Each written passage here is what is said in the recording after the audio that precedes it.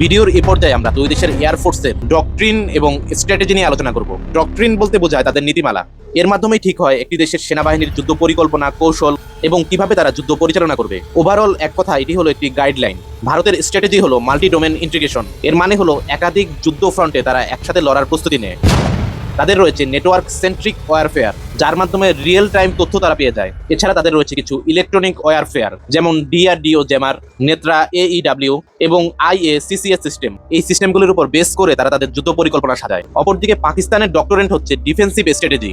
তারা তাদের সীমান্ত রক্ষা এবং দ্রুত প্রতিরোধে পারদর্শী, অর্থাৎ তারা আক্রমণ না করে প্রতিপক্ষকে ভয় দেখায়। চীনের সাথে তারা যৌথ সামরিক অপারেশন করে, যেটিকে এইডাব্লিউ এবং সুইডেন এইডাব্লিউ এই ওয়ারফেয়ারগুলি তারা ব্যবহার করে। ওভারঅল যদি আমরা আলোচনা করি, ভারতের ডক্টরেন্ট হচ্ছে ট্রু ফ্রন্ট ওয়ার, অর্থাৎ তারা একসাথে বিভিন্ন ফ্রন্টে যুদ্ধের জন্য প্রস্তুত থাকে। অপরদিকে পাকিস্তানের ডক্টরেন্ট হচ্ছে ডিফেন্সিভ, কিন্তু কুইক রেসপন্সে পাকিস্তানি বাহিনী খুবই দক্ষ।